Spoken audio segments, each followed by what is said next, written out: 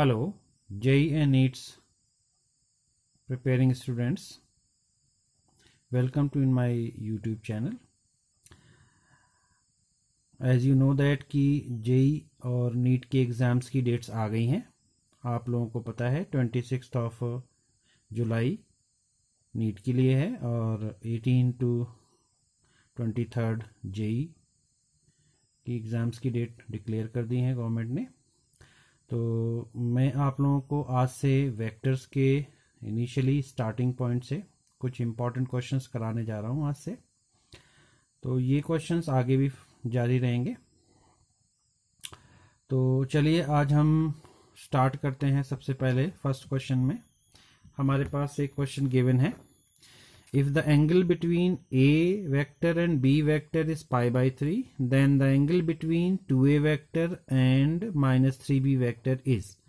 Option है pi by 3, 2 pi by 3, pi by 6, 5 pi by 6. तो हमें कैसे सॉल्व करना है इस क्वेश्चन को. आप लोगों को वेक्टर कॉन्सेप्ट बहुत अच्छे से पता होना चाहिए. मैंने भी अपने YouTube चैनल में कुछ वेक्टर के कॉन्सेप्ट्स दिए हैं, आप उनकी भी हेल्प ले सकते हो. तो इस टाइप का अगर क्वेश्चन एग्जाम में आता है तो हमें कैसे सॉल्व करना है. सबसे पहले हमें देखना है कि गिवन क्या है. ए वेक्टर और बी वेक्टर के बीच में एंगल गिवन है, तो इसको हम पहले ड्रॉ कर लेते हैं. सपोज किया हमने एक वेक्टर ए ड्रॉ किया, this is a vector A, और एक दूसरा वेक्टर मैंने वी ड्रॉ कर दिया, this is a vector B. Angle given है पाई बाई 3, तो एंगल भी ड्रॉ कर लिया यहाँ पर पाई बाई 3. अब हमसे बोल रहा है कि we want to find the angle between 2a vector and minus 3b vector. तो 2a vector and minus 3b vector के बिटवीन एंगल फाइंड करना है. दूसरा वेक्टर हम ड्रॉ कर लेते हैं. अब 2a vector as written 2a vector, तो डायरेक्शन विल नॉट चेंज, बस मैग्नीट्यूड डबल हो जाएगा. So it is 2a vector suppose. And another is minus 3b vector. So minus 3b vector means minus b vector thrice times. तो b vector was here, b vector यहां पर था, ये b vector है. अब इसका अपोजिट में अगर ड्रॉ करोगे तो इस डायरेक्शन में माइनस b वेक्टर होगा, बट हमें कौन सा वेक्टर चाहिए, माइनस 3b. तो हम इसको थोड़ा एक्सटेंड करके बना देते हैं थ्राइस मैग्नीट्यूड के आसपास, तो it will become minus 3b vector. हमारा क्वेश्चन क्या है कि हमें एंगल फाइंड करना है 2a vector and minus 3b vector के बिटवीन. तो देखो जरा, ये एंगल होगा हमारा इन दोनों वेक्टर के बिटवीन. एज हमको मालूम था कि a वेक्टर और b वेक्टर के बीच का एंगल पाई बाई 3 है, तो ये वाला एंगल भी पाई बाई 3 होगा. क्यों? क्योंकि ये b वेक्टर की डायरेक्शन है और ये a वेक्टर की डायरेक्शन है. बस इसका मैग्नीट्यूड क्या हुआ है, डबल हुआ है. नाउ अब हमें क्या करना है, पूरा हमें मालूम है ये स्ट्रेट एंगल है, 180 डिग्री है. तो हम क्या करेंगे, पाई माइनस पाई बाई 3. जब इसको हम सॉल्व करेंगे तो हमारा आंसर आएगा 2 पाई बाई 3. तो ऑप्शन बी करेक्ट हो जाएगा इसमें. समझ आया बच्चों? अगर हमें कोई ऐसा क्वेश्चन गिवन है तो हम इसको डायग्रामेटिक वे में बहुत इजीली, बहुत कम टाइम में हम इसको सॉल्व कर सकते हैं. नाउ नेक्स्ट क्वेश्चन इज, हमारा नेक्स्ट क्वेश्चन क्या है. If A vector and B vector are the two unit vectors such that A vector plus 2b vector and 5a vector minus 4b vector are perpendicular to each other, then angle between A vector and B vector is pi by 4, pi by 3, cos inverse 1 by 3, cos inverse 2 by 7. What is given over here? Two vectors a and b are unit vectors. तो यहाँ per unit vectors क्या हैं, a और b आपके unit vectors हैं. And ऐसे unit vector हैं कि such that this vector a vector plus 2b vector and 5a vector minus 4b vector are perpendicular to each other, then we want to find the angle between a and b. तो इस type के question को solve करने के लिए हमें हमेशा ध्यान देना है कि जब कभी परपेंडिकुलर गिवन हो तो हम डॉट प्रोडक्ट वाली प्रॉपर्टी यूज कर सकते हैं. हमें डॉट प्रोडक्ट की एक शॉर्ट ट्रिक याद रखनी है. ए वेक्टर डॉट बी वेक्टर, अगर कोई दो वेक्टर हमारे परपेंडिकुलर हैं तो उनका डॉट प्रोडक्ट 0 होता है. ये कब, जब कोई भी दो वेक्टर आपके परपेंडिकुलर हैं तो उनका डॉट प्रोडक्ट 0 होगा. तो a dot B is equal to 0, वो शॉर्ट ट्रिक हम यहाँ यूज कर लेंगे तो हमारा क्वेश्चन इजीली हो जाएगा. ठीक है. तो शॉर्ट ट्रिक, अब ये a dot B equal to 0 हम क्यों यूज करते हैं, क्योंकि हमें मालूम है कि अगर दोनों वेक्टर परपेंडिकुलर हैं तो हमारी जो डेफिनेशन है हमने डॉट प्रोडक्ट में पढ़ी है, a dot B is equal to A B cos theta. तो अगर आपको a डॉट बी 0 मालूम है, a डॉट बी 0 यहाँ पे रखेंगे तो आप सॉल्व करेंगे तो दोनों परपेंडिकुलर थीटा 90 डिग्री आएगा, या फिर आप इसको ऐसे सॉल्व कर सकते हैं, दोनों परपेंडिकुलर हैं तो थीटा 90 पुट कर दीजिए तो भी आंसर 0 आएगा। वाई? बिकॉज क्योंकि कॉस जो है 90 वो आपका 0 होता है, इसलिए ये वाला प्रोडक्ट 0 हो जाएगा। तो ए बी कॉस 90 रखोगे जब आप, तो ये आंसर क्या देगा आपको, 0 देगा, आंसर विल बी 0। तो यहाँ पे 0 आ जाएगा। Getting it? तो अब हमें गिवन है कि ये दोनों वेक्टर आपके कैसे हैं, परपेंडिकुलर हैं, तो हम क्या करेंगे, a vector plus 2b vector dot 5a vector minus 4b vector is equal to 0। Clear? अब इसका हम मल्टीप्लाई करेंगे, फर्स्ट इससे मल्टीप्लाई करेंगे तो it will become 5a vector dot a vector plus इसको मल्टीप्लाई करेंगे 10 b vector dot a vector, number का नंबर से मल्टीप्लाई और b vector dot, because dot इसमें था। नाउ फिर इससे हम इसमें मल्टीप्लाई करेंगे तो ये आपका बनेगा -4 a vector dot b vector, और जब इससे इसमें मल्टीप्लाई करेंगे तो माइनस का 8 b vector dot p vector. As you know that अगर हम सेम का डॉट प्रोडक्ट फाइंड करेंगे, a डॉट a फाइंड करेंगे तो हमारा आंसर क्या आएगा, या हम b डॉट b फाइंड करेंगे, क्योंकि हमारे पास सेम वेक्टर हैं तो सेम का आंसर आएगा 1। वाई? बिकॉज 1, क्योंकि इनका मैग्नीट्यूड 1 है और हमारा थीटा यहाँ पर 0 है, इसलिए हम इसको 1 इंटू 1 कॉस 0 ऐसे नोट कर सकते हैं, और कॉस 0 1 होता तो आंसर आएगा आपका 1। क्लियर? कॉस 0 1 है तो आंसर आपका आ जाएगा यहाँ पर 1। तो a dot a b dot b is equal to 1 into 1 cos 0 1 आएगा। सिमिलर वे में हम जब a डॉट b फाइंड करेंगे तो इसमें आंसर आएगा 1 इंटू 1, क्योंकि दोनों एक दूसरे से यूनिट वेक्टर हैं तो इसको हम एज अ परपेंडिकुलर वेक्टर समझ सकते हैं, तो आंसर क्या हो जाएगा हमारा,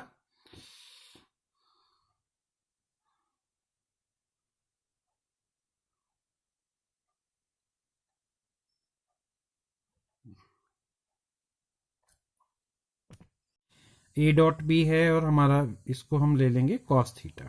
अगर हम इसको कॉस थीटा ले लेंगे तो हमारा जो ए डॉट बी है उसके प्लेस पर हम कॉस थीटा फिल कर सकते हैं। नाउ अब हम वैल्यू पुट करते हैं, यहाँ पर जब वैल्यू पुट करोगे तो आपको पता है यहाँ 5 इंटू 1 हो जाएगा, दैट मीन्स 5, और यहाँ पर क्या हो जाएगा 10 बी डॉट ए, तो बी डॉट ए भी कॉस थीटा हो जाएगा, तो हम लिखेंगे प्लस 10 कॉस थीटा।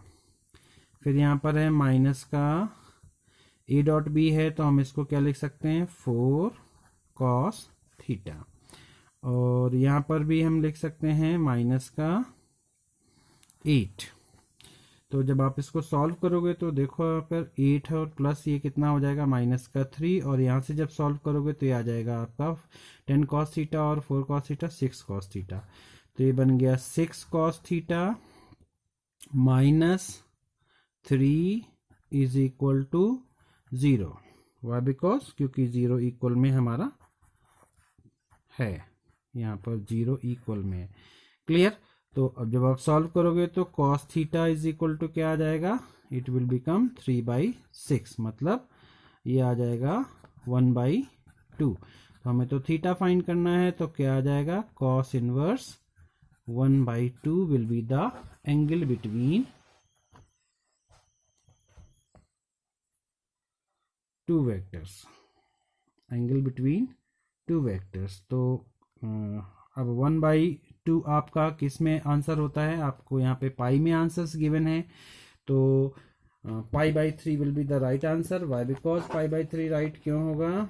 क्योंकि आप इसको जब सॉल्व करेंगे तो आपको पता है कॉस थीटा कितना आया है आपका 1/2 आया है. इसको जब आप फर्दर सॉल्व करोगे तो आप क्या लिखोगे? Cos theta is equal to, यहाँ पे आप लिख सकते हो cos pi by 3. Why? Because cos pi by 3 की वैल्यू क्या होती है? 1/2. तो आंसर क्या हो जाएगा यहाँ पर? पाई बाई 3. नेक्स्ट क्वेश्चन है हमारा, vector A is perpendicular to vector B, component of A vector minus B vector along A vector plus B vector will be. Option है 0, A minus B, A square minus B square upon A square plus B square. D option है under root A square plus B square. तो हमें इसमें solve क्या करना है? हमें देखना है कि हमारे पास ये दो वेक्टर जो गिवन है एक दूसरे से परपेंडिकुलर हैं, बिल्कुल वैसे ही परपेंडिकुलर हैं जैसे कि आपके यूनिट वेक्टर्स के केस में हम अगर देखना चाहें तो हम ऐसे बना सकते हैं कि यहाँ पे आई कैप होता है, यहाँ पे जे, दोनों परपेंडिकुलर होते हैं. तो हम ऐसा भी सोच सकते हैं. और हमें गिवन है कि हमें क्या निकालना है? Component of A vector minus B vector along A vector plus B vector. तो जब हमें ऐसा कोई क्वेश्चन गिवन हो, जब कंपोनेंट एक दूसरे के along फाइंड करना हो, तो हम क्या करेंगे? हम दूसरे जिसके along फाइंड करना है उसका हम यूनिट वेक्टर फाइंड करेंगे और जिसका फाइंड करना है उसको हम एज इट इज लेंगे. तो हम क्या बोल सकते हैं कि शॉर्ट ट्रिक जैसे है कि हम बोल सकते हैं कंपोनेंट ऑफ, हमें किसका फाइंड करना है? ए वेक्टर माइनस बी वेक्टर का कंपोनेंट फाइंड करना है. और किसके along फाइंड करना है? along फाइंड करना है ए वेक्टर प्लस वी वेक्टर के along फाइंड करना है. तो हम कैसे फाइंड करेंगे इसको? इसका कंपोनेंट इसके along फाइंड करना है. तो हम क्या करेंगे? इस वेक्टर को एज इट इज लिख लेंगे. इस वेक्टर को हमने एज इट इज ले लिया जिस वेक्टर का हमें कंपोनेंट फाइंड करना है, और जिसके along फाइंड करना है उसका हम क्या करेंगे? यहाँ पर यूनिट वेक्टर फाइंड कर लेंगे. सपोज एन कैप इसका यूनिट वेक्टर है पूरे वेक्टर का, और इसका हम क्या कर देंगे यहाँ पे? Dot product. क्लियर? तो हमें यूनिट वेक्टर फाइंड करना है, फिर उसका आपस में डॉट प्रोडक्ट कर देना. तो अब आपको मालूम है कि इसका component of this vector along this, component of this vector along this vector. तो ट्रिक क्या है कि इस वेक्टर का कंपोनेंट जब इसके अलॉन्ग फाइंड करना है तो वो वेक्टर एज इट इज लिख देंगे, और डॉट प्रोडक्ट में जिसके अलॉन्ग फाइंड करना है उसका हमें यूनिट वेक्टर लिखना है. तो यूनिट वेक्टर इसका हम कैसे फाइंड करेंगे? आपको मालूम है यूनिट वेक्टर क्या होता है? Vector upon modulus of vector. तो अब हम इसको दोबारा से लिखते हैं. क्या हो जाएगा? A vector minus B vector as it is रहेगा, डॉट प्रोडक्ट रहेगा, और हमें इसका क्या फाइंड करना है? एन कैप मतलब यूनिट वेक्टर. तो यूनिट वेक्टर क्या हो जाएगा? A vector plus B vector, vector as it is रहेगा ऊपर, अपॉन में क्या रहेगा आपका? Mod of A vector plus B vector. तो अब जब आप इसको सॉल्व करोगे तो कैसे सॉल्व होगा? सी, तो A vector minus B vector, dot product में आ जाएगा A vector plus B vector, upon जब mod of A vector B vector find करेंगे तो आपका आंसर निकल के आएगा अंडर रूट में A square plus B square. अब इसका जब आप डॉट प्रोडक्ट फाइंड करोगे तो इसका डॉट प्रोडक्ट आपको मालूम है क्या आएगा? आपका डॉट प्रोडक्ट, इसको आप सॉल्व करोगे तो सेम का आपका डॉट प्रोडक्ट निकालोगे तो आपको मालूम है इन दोनों का डॉट प्रोडक्ट आपका क्या आने वाला है? ए स्क्वायर प्लस, नहीं sorry, A square minus B square upon under root में A square plus B square. Clear? तो ये आपका हो जाएगा component of A vector minus B vector along A vector plus B vector. Short trick आपको clear हो गई होगी कि हम इसको कैसे यूज करेंगे. तो ये ऑप्शन आपका कौन सा सही हो जाता है? ऑप्शन नंबर सी करेक्ट हो जाता है. नेक्स्ट क्वेश्चन की तरफ आगे बढ़ते हैं. हमारे पास क्वेश्चन क्या है? If a1 vector and a2 vector are two non-collinear unit vectors, a1 a2 vector कैसे हैं? non-collinear हैं और unit vectors हैं. And if mod of a1 vector plus a2 vector equal to under root 3, then the value of a1 vector minus a2 vector dot 2a1 vector plus a2 vector is first option 2, second option 3/2, third option 1/2 and last option 1। तो हमें यहाँ पर इन दोनों का dot product का answer क्या होगा ये फाइंड करना है। और हमको गिवन है a1 वेक्टर और a2 वेक्टर कैसे हैं, नॉन कोलिनियर यूनिट वेक्टर्स हैं।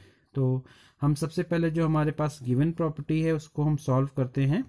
हमें क्या गिवन है, a1 vector plus a2 vector is equal to √3 given है। तो ये मॉडुलस ऑफ द वेक्टर है, तो हम क्या कर सकते हैं, यहाँ पर मॉडुलस ऑफ द वेक्टर के अकॉर्डिंग हम इसको सॉल्व कर सकते हैं। हमें नहीं मालूम इन दोनों के बीच में एंगल क्या है, तो लेट कर लेते हैं एंगल इन दोनों के बीच में थीटा है। इन दोनों वेक्टर्स के बीच में जो एंगल है वो थीटा है। सबसे पहले हम एंगल थीटा फाइंड कर लेते हैं, फिर उसके बाद हम आगे प्रोसीड करते हैं। तो a1 प्लस a2 वेक्टर, तो यहाँ पर हम मैग्नीट्यूड ऑफ टू वेक्टर्स की प्रॉपर्टी यूज कर देंगे।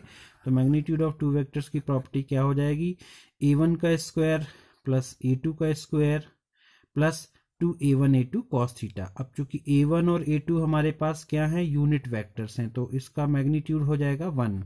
तो a1 का स्क्वायर मीन्स 1 का स्क्वायर, a2 का स्क्वायर मीन्स अगेन 1 का स्क्वायर प्लस 2a1 a2 हम फाइंड करेंगे। तो a1 मीन्स 1 है, a2 मीन्स 1 है, और cos theta is equal to हो गया √3। अब चूंकि हमें मालूम है कि ये सॉल्व हो जाएगा, अब आसानी से हम इसको सॉल्व कर लेते हैं।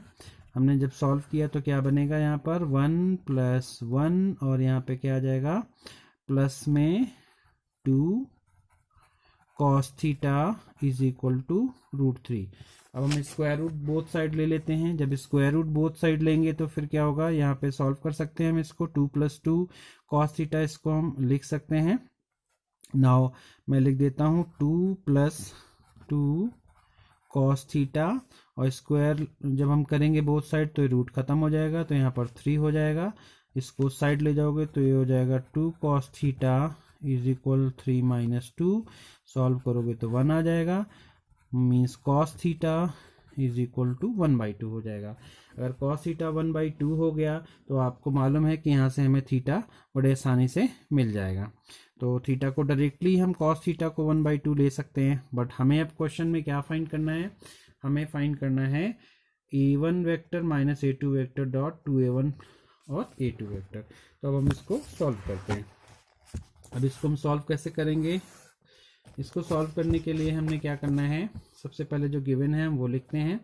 हमारे पास क्या गिवन है, a1 vector minus a2 vector dot 2a1 vector plus a2 vector. अब इसका हम डॉट प्रोडक्ट फाइंड करेंगे।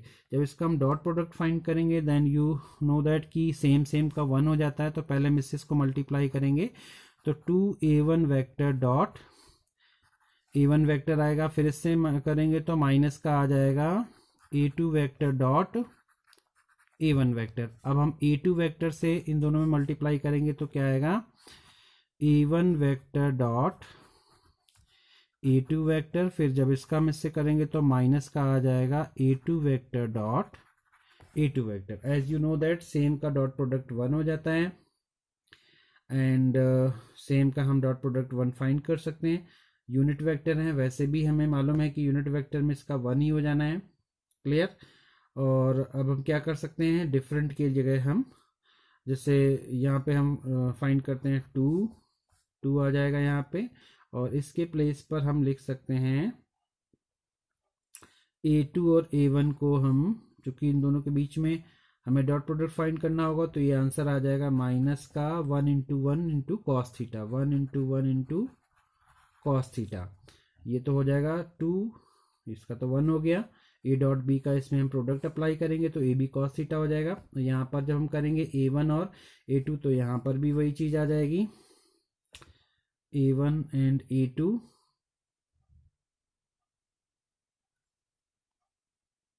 ये 2 से हमने जब मल्टीप्लाई किया था तो इसमें भी 2 आएगा और यहाँ पे भी 2 आएगा। सो 2 × 1 × 1, why because 2a1 dot a2 होगा, सॉरी 2a1 डॉट a1 और माइनस में 2a2 डॉट a1 होगा। तो यहाँ पे cos थीटा आएगा और इसमें भी cos थीटा आ जाएगा, प्लस में आएगा बट यहाँ पे आ जाएगा 1 कॉस थीटा, यहाँ पे आ जाएगा 1 कॉस थीटा, और इसमें आ जाएगा 1 -1। तो जब इसको आप सॉल्व करोगे तो ये 2 हो गया, -2 कॉस थीटा हो गया, और 1 कॉस थीटा मिला के यहाँ पे भी क्या बन गया, प्लस का कॉस थीटा हो गया, और ये आ गया माइनस का 1। अब जब आप इसको सॉल्व करोगे तो आंसर क्या बनेगा आपका, यहाँ पे 1 minus cos theta, 1 minus cos theta. अब 1 माइनस कॉस थीटा आ गया आंसर आपका, बट कॉस थीटा आपको मालूम है 1/2 है, तो हम यहाँ पे रख सकते हैं 1 माइनस 1/2। तो आंसर हमारा कितना आ गया, 1/2। तो इस पूरे का प्रोडक्ट, डॉट प्रोडक्ट कितना आएगा, 1/2। तो ऑप्शन हमारा कौन सा सही हो जाएगा, हमारा सी ऑप्शन सही हो जाएगा। नेक्स्ट क्वेश्चन क्या है, नेक्स्ट क्वेश्चन देखो बच्चों, body is moving uniformly on a circle with a velocity v, then the magnitude of a change in its velocity when it has turned at an angle theta। तो कोई body एक circle में घूम रही है, suppose ये कोई circle है, इसमें यूनिफॉर्मली घूम रही है। तो सपोज किया कि यहाँ पे बॉडी है v वेलोसिटी से घूम रही है, और थोड़ी देर बाद जब ये यहाँ पे बॉडी जाएगी तो वेलोसिटी तो इसकी सेम रहेगी, वेलोसिटी विल रिमेन सेम। तो बोल रहे हैं कि body magnitude change its velocity when it turn eight an angle theta. अगर ये थीटा एंगल पे टर्न हो जाता है तो इसकी वेलोसिटी क्या होगी,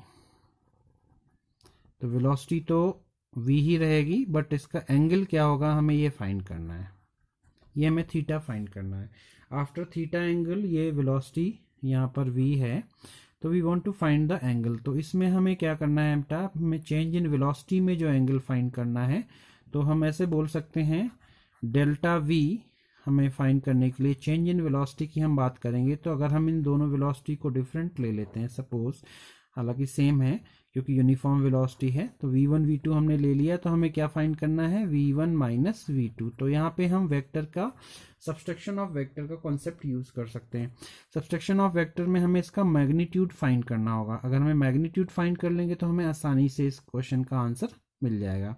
तो हम अगर मॉड फाइंड करते हैं delta v, change in velocity find करने हैं, तो turn angle in theta given है, हमें वेलोसिटी फाइंड करना है, वेलोसिटी व्हेन इट टर्न। तो इसमें वेलोसिटी क्या हो गई, चेंज इन वेलोसिटी हमें फाइंड करना है, क्योंकि यहाँ से यहाँ तक वेलोसिटी क्या चेंज हुआ, क्योंकि वेलोसिटी वेक्टर क्वांटिटी है, डायरेक्शन चेंज हो रही है, तो इस वजह से हमें वो एंगल के फॉर्म में मिल जाएगा। तो v1 माइनस v2 है, तो हम इसमें क्या फाइंड कर सकते हैं, मॉडुलस फाइंड कर सकते हैं, हमें मॉडुलस फाइंड करना है। तो अगर हम मॉडुलस की बात करेंगे तो मॉडुलस हमें मालूम है सब्सट्रैक्शन ऑफ वेक्टर का हमारा जो फॉर्मूला है हम वो यूज कर सकते हैं। सब्सट्रैक्शन ऑफ वेक्टर के फॉर्मूले में हम जब अप्लाई करेंगे तो हमारा फॉर्मूला क्या होता है, हमें मालूम है फॉर्मूला। अगर कोई हमारे पास दो वेक्टर गिवन है, सपोज ये ए वेक्टर है और ये आपका बी वेक्टर है, तो इसके सब्सट्रैक्शन का फॉर्मूला हम ऐसे बनाते हैं, ए वेक्टर बी वेक्टर, अगर ये एंगल थीटा है तो माइनस नेगेटिव वेक्टर हम यहाँ पे ले लेते हैं, तो नेगेटिव वेक्टर, तो रिजल्टेंट आपका ये ए माइनस बी हुआ, दिस वॉज द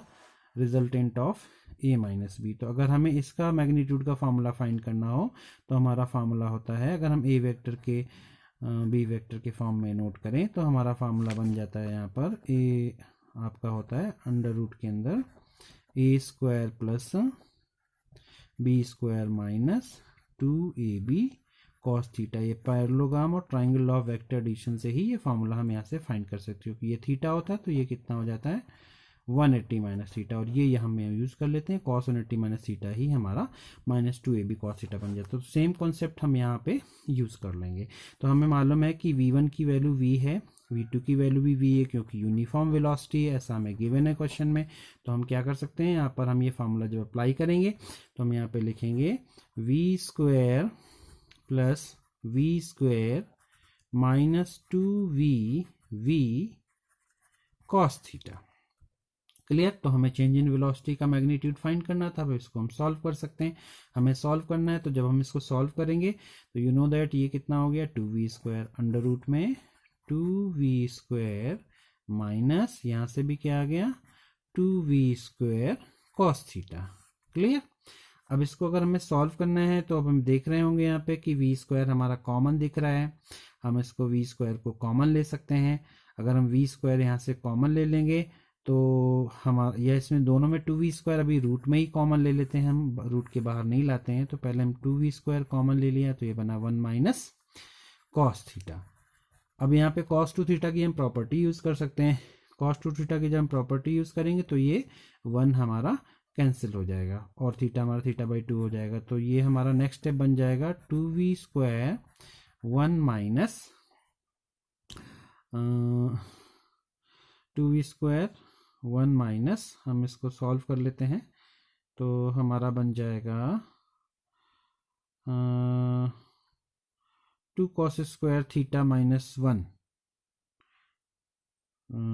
हमारा cos 2 थीटा का हम यहाँ पे साइन वाला फॉर्मूला यूज करेंगे। तो 1 माइनस कॉस थीटा को अगर हम साइन में चेंज करेंगे तो हमारा ये बनेगा आपका 1 माइनस 2 साइन स्क्वायर θ/2। ये cos 2 थीटा का फॉर्मूले से हमारा आ जाएगा और 1 1 ये कैंसिल हो जाएगा और ये माइनस इसको प्लस कर देगा क्योंकि हम ब्रैकेट यूज करके जब सॉल्व करेंगे। तो अब जब यहाँ पे हम सॉल्व करेंगे तो ये हमारा 2 और 2 अब 4 बन जाएगा, 4 साइन स्क्वायर θ/2 और v² एज इट इज रहेगा 4v²। जब इसका हम रूट लेके सॉल्व करेंगे तो हमारा आ जाएगा 2v साइन θ/2। आंसर क्या आ गया 2v साइन θ/2। तो 2v साइन θ/2 हमारा कौन सा ऑप्शन है, 2v साइन θ/2 हमारा बी ऑप्शन है। तो बी ऑप्शन करेक्ट हो जाएगा।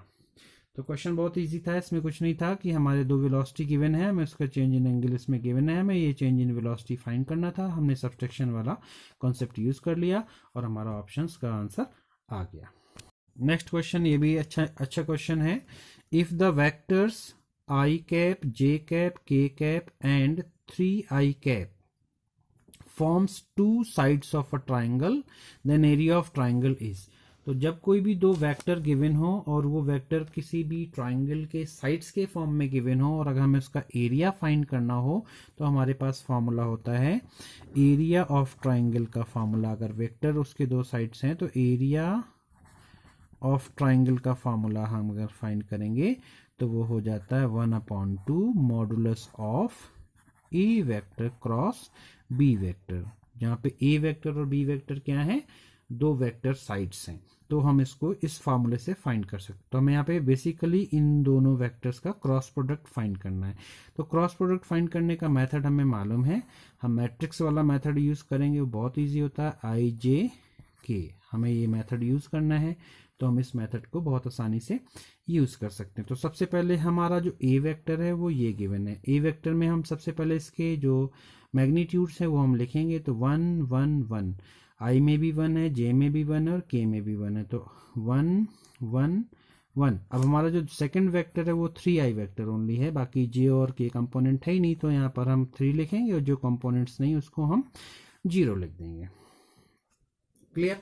तो पहले तो हम इसका इसका मैट्रिक्स मेथड से ए क्रॉस बी फाइंड करेंगे। हमने ये जो फाइंड कर रहे हैं, हम ये क्या फाइंड कर रहे हैं, ये हम ए क्रॉस बी की वैल्यू फाइंड कर रहे हैं। हम किसकी वैल्यू फाइंड कर रहे हैं, ए क्रॉस बी की। पहले हम जब ए क्रॉस बी फाइंड कर लेंगे तब इसका मॉड करके यहाँ फॉर्मूले में यूज करेंगे, then will get the answer. तो ए क्रॉस बी हम कैसे करते हैं, हमें मालूम है जब हमें आई वाला करना होगा तो हमें क्या करना होगा, आई वाले को कवर करेंगे, फिर इसका इससे मल्टीप्लाई माइनस इसका इससे मल्टीप्लाई। तो हम देख रहे हैं कि हम ये मल्टीप्लाई कर रहे हैं तो हमारा ये वाला तो पूरा कंपोनेंट आपका क्या हो जाएगा, 0 हो जाएगा, सी।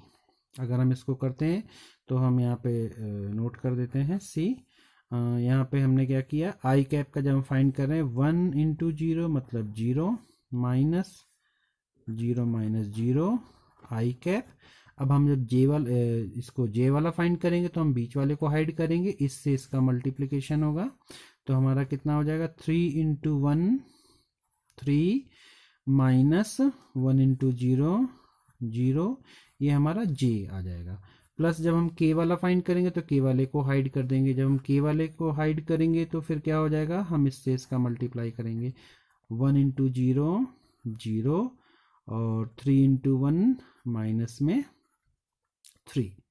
क्लियर। अब ये हमारा k का कंपोनेंट आ गया, तो हमें देखने में मिल रहा है कि यहाँ पे ये i वाला तो पूरा 0 हो गया, 3j माइनस में हमारा यहाँ पर 3k कंपोनेंट मिल गया। तो हमारा जो आपका a क्रॉस b की वैल्यू फाइंड होके आ गई फार्मूला से, क्रॉस प्रोडक्ट वाले फार्मूले से, वो कितनी आ गई 3j माइनस 3k। अब देखें तो यहाँ पे 3 कॉमन है, तो अब हमें क्या करना है, इसका हमें मॉडुलस फाइंड करना, मीन्स अब हमें ये वैल्यू यहाँ पे फाइंड करना है। तो एरिया फाइंड करने के लिए एरिया इज इक्वल टू क्या हो जाएगा 1/2 modulus of a cross b तो हमारे पास आ चुका है। अब हमें इसका क्या फाइंड करना है, हमें इसका मॉडुलस फाइंड करना है। तो आपको पता है कि मॉडुलस फाइंड कैसे हम करते हैं, मॉडुलस फाइंड करने का मेथड क्या है। तो हमें इसका मॉडुलस फाइंड करना है, तो हम क्या करेंगे, आई वाला कंपोनेंट तो 0 है, तो ए एक्स स्क्वायर प्लस ए वाई स्क्वायर हम करते हैं, तो 3 का होल स्क्वायर प्लस 3 का होल स्क्वायर। तो मॉडुलस का जो फॉर्मूला होता है, आपको पता है किसी वेक्टर के मॉड का फॉर्मूला अगर हमें फाइंड करना है, तो हमने फॉर्मूला ये लर्न होता है, हमारा क्या होता है A X square plus A Y square plus A Z square, where A X A Y A Z क्या है, आई जे के कंपोनेंट्स हैं।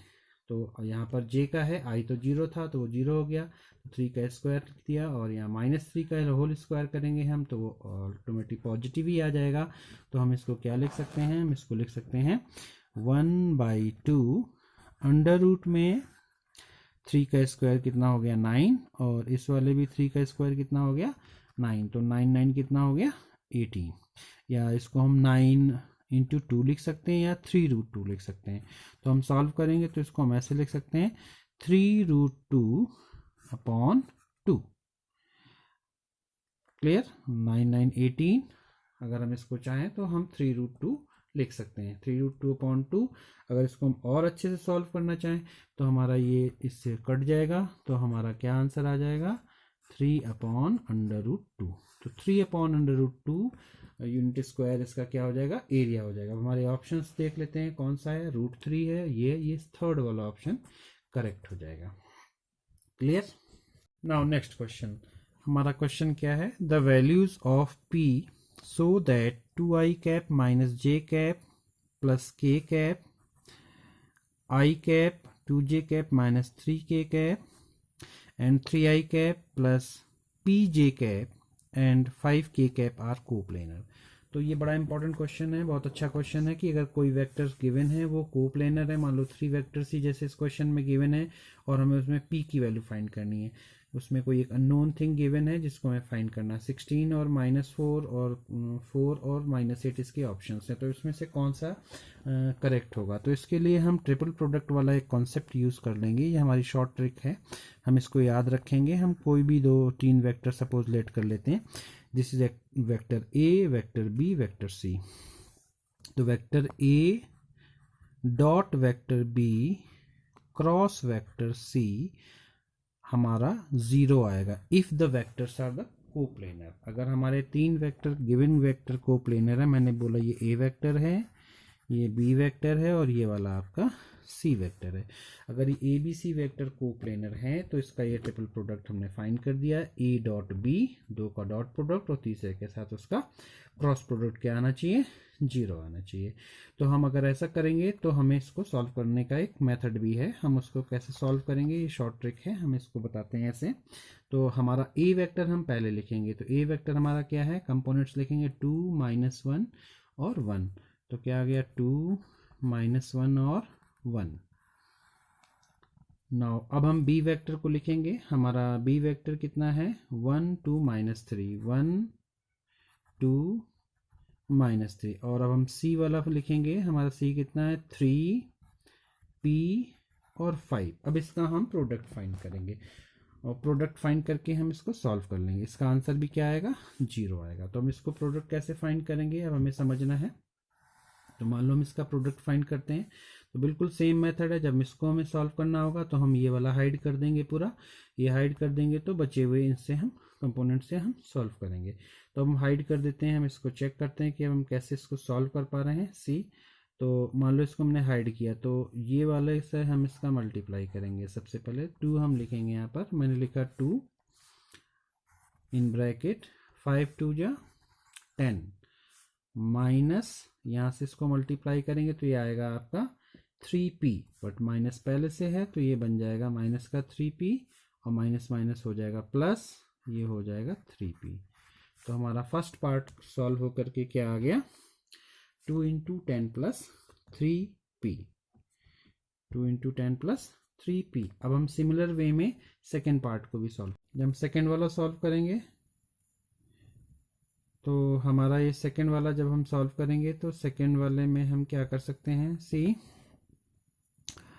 अब हम इसको रखेंगे 1, हमने इसको ले लेना है तो मैंने इसको 1 ले लिया यहाँ पर +1। अब चूंकि नेगेटिव 1 है तो हमने इसको नेगेटिव लिया, बट फार्मूले में हमारा माइनस होता है इसलिए मैंने यहाँ पर प्लस लिख दिया है। नाउ अब हम इसका मल्टीप्लाई करेंगे, अब इसको तो हम हाइड कर देंगे, इससे इसका मल्टीप्लाई करेंगे, 5 × 1 = 5 और इससे इसका मल्टीप्लाई करेंगे तो 3 × 3 = 9, माइनस में आएगा प्लस का 9। अब जब इस वाले को करेंगे तो फिर से अगेन हम प्लस में यहाँ पे 1 लिख लेंगे, ये वाला हाइड कर देंगे पूरा, ये इधर इधर हाइड करेंगे तो अब ये हमारा बचा, तो हम इसको क्या लिखेंगे यहाँ पे p - 6, इसमें आ जाएगा p - 6 = 0। अब इसको हम सॉल्व करेंगे, जब इसको हम सॉल्व करेंगे तो अब देखो ये कितना हो जाता है, ये हो गया 22 और ये हो गया 6p, ये हो गया 5 और 9 आपका 14 हो गया, और यहाँ पे सॉल्व करोगे तो ये आ जाएगा p - 6 = 0। तो जब इसको सॉल्व करोगे तो आपका ये चेक करिए, आपका ये कितना हो गया, 14p है और ये 6p है। तो आप अगर ये ये 14 है और यहाँ पे होगा प्लस, तो कितना हो गया 7p और ये 14 है प्लस का, 20 है प्लस का और 6 है माइनस का। तो अगर आप सॉल्व करोगे तो यहाँ पे 8 बचेगा, तो प्लस का 28 = 0। तो जब आप 7p = -28 और p = -28/7 मतलब -4, तो यहाँ पर आपका p आ जाएगा -4। तो देखो p -4 कहाँ पर है, ये b वाला ऑप्शन करेक्ट। क्लियर? हमारा क्या है, हाँ हमारे पास गिवन है 3 forces F1 3i + 2j - k, F2 3i + 4j - 5k and F3 a in bracket I + j - k acts simultaneously in a particle in order that the particle may be in equilibrium. The value of A is, okay, 3 forces are given which are acting on a single particle, or particle is in equilibrium, that means the sum of all the forces will be 0. Option क्या है, -6, 6, 9 and -9. So all the forces, sum of all forces F1, F2, F3 will be 0. The resultant will be 0. Why? Because the particle is in equilibrium. If the particle is in equilibrium, then the resultant of all the forces will be 0. If all resultant is 0, then we will use the value over here. तो F1 क्या है यहाँ पर, F1 है आपका 3i cap + 2j - k plus यहाँ पर है 3i + 4j - 5k, और यहाँ पर a के साथ में है सारा, तो हमें क्या करना होगा, अब हमें a के हिसाब से देखना होगा। तो हम देखें यहाँ पर a क्या है, हमारे पास हो जाएगा ये प्लस का ai + aj - k = 0। अब हमें यहाँ पर a की वैल्यू फाइंड करनी है, तो हमें a की वैल्यू कैसे फाइंड करेंगे, अब हम चेक करेंगे सभी में। तो यहाँ पर देखो हमें सभी जगह मिल रहा है क्या, यहाँ पे 3 है, 3 6 + a, तो हमारा फर्स्ट हो गया 6 + a i कैप प्लस अब 2j 6j फिर से प्लस, तो हम क्या लिख सकते हैं 6 प्लस ए जे कैप प्लस, अब हमारा थर्ड ऑप्शन क्या है, यहाँ पर देखो माइनस का k है, यहाँ पे माइनस का 5 है तो माइनस का 6 हो जाएगा यहाँ पर, एंड माइनस यहाँ पे कॉमन भी ले सकते हैं, यहाँ पे क्या हो जाएगा माइनस का आपका a और k इज इक्वल टू 0। तो अब आप यहाँ पे चेक करो देखो कि यहाँ पर क्या है, यहाँ पर सारा का सारा सेम है, ये देखो 6 प्लस ए है, ये 6 प्लस ए, पर यहाँ पे डिफरेंट है, यहाँ पे माइनस कॉमन है। अगर हम यहाँ पे माइनस कॉमन ले लें तो यहाँ पे क्या बन जाएगा, 6 प्लस ए आई कैप 6 प्लस ए जे कैप, माइनस मैंने कॉमन ले लिया तो 6 प्लस ए के कैप इज इक्वल टू 0। तो सी आपका सिर्फ ये वाला टर्म बचता है, अगर ये वाला टर्म आप 0 कर देंगे तो यहां से आपको ए की वैल्यू फाइंड हो जाएगी। मींस आपको गिवन है कि सारा इक्विलिब्रियम में है, तो इक्विलिब्रियम में तो तभी हो सकता है कि जब आपका ये वाला term 6 plus a 6 plus a 6 plus a क्या हो जाए, 0 हो जाए। 6 plus a is equal to 0, तो ए इज इक्वल टू -6। अगर ए इज इक्वल टू हम -6 यहाँ पे प्लस कर दे तो ये भी 0, ये भी 0, ये भी 0, रिजल्टेंट कितना आ जाएगा, 0। तो रिजल्टेंट 0 तभी पॉसिबल है जब आपका 6 प्लस ए वाला जो टर्म है वो 0 हो जाए। ये 0 होगा तभी हमारा पूरा का पूरा फोर्स 0 हो जाएगा, सबका सम 0 हो जाएगा। सबका सम 0 हो जाएगा मतलब F1 plus F2 plus F3 0 हो जाएगा। इसका मतलब वो किस में हो जाएगा, इक्विलिब्रियम में। तो ये कब होगा, जब हमारा a इक्वल टू -6 होगा। इट मीन्स हमारा ऑप्शन ए करेक्ट है। नेक्स्ट क्वेश्चन क्या है, linear momentum of an object can be expressed as P equal to 4 cos t I cap plus 4 sin t j cap, angle between the force acting on the object and its linear momentum is, angle find करना है हमको, π/2, π/4, 3π/4 and pi. ये हमारे पास चार options given है। हमें क्या given है, हमको लीनियर मोमेंटम गिवन है और हमसे बोल रहा है कि हमको एंगल फाइंड करके बताना है। तो लीनियर मोमेंटम हमारा P सपोज क्या गिवन है, हमारे पास गिवन है 4 cos t I cap 4 sin t j cap. हमें ये लीनियर मोमेंटम गिवन है और हमको यहाँ पर एंगल फाइंड करना है। एंगल फाइंड करना है फोर्स और मोमेंटम के between, the force acting on the object and its linear momentum is. We want to find the angle, force acting on the object and its linear momentum. तो हमें momentum तो given है, force नहीं given है।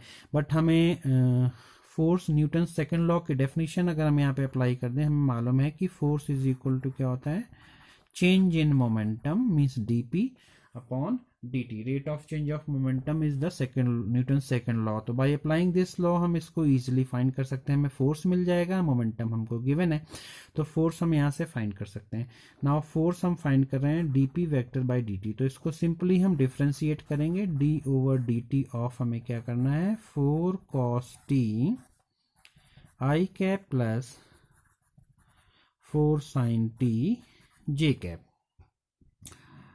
तो जब हम इसका डिफरेंशिएशन करेंगे तो आपको मालूम है cos t का क्या हो जाएगा, माइनस sin t। तो ये आपका आंसर बन जाएगा माइनस का 4 sin t I कैप और sin t का हो जाएगा cos t। तो ये बन जाएगा आपका 4 cos t j cap. Means जो हमारा cos था वो sin बन गया और जो sin था हमारा cos बन गया। अब हमें क्या फाइंड करना है, एंगल। दोनों के बिटवीन हमें एंगल फाइंड करना है।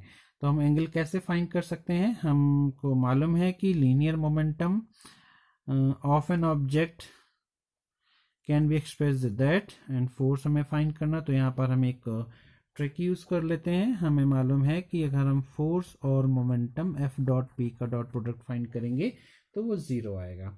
अब डॉट प्रोडक्ट 0 आएगा, दैट मीन्स हमारे पास F भी पता है हमको और यहाँ हमारे पास P भी मालूम है। Clear. Linear momentum of object express given था हमको, एंगल बिटवीन हमें फोर्सेस के फाइंड करना है, तो हमने दोनों का डॉट प्रोडक्ट फाइंड कर दिया। जब डॉट प्रोडक्ट फाइंड कर रहे हैं तो हमें क्या मिल रहा है, 0 मिल रहा है। तो अगर हमें डॉट प्रोडक्ट फाइंड करके 0 फाइंड करेंगे तो हमें यहाँ पर एंगल मिल जाएगा। तो अगर हम इसका डॉट प्रोडक्ट फाइंड करें दोनों का, तो डॉट प्रोडक्ट हमें क्या मिल रहा है, 0। देखो कैसे डॉट प्रोडक्ट 0 मिल रहा है। अगर हम इसका डॉट प्रोडक्ट फाइंड करेंगे तो कॉस स्क्वायर थीटा, ये cos theta sine theta multiply में होगा सी,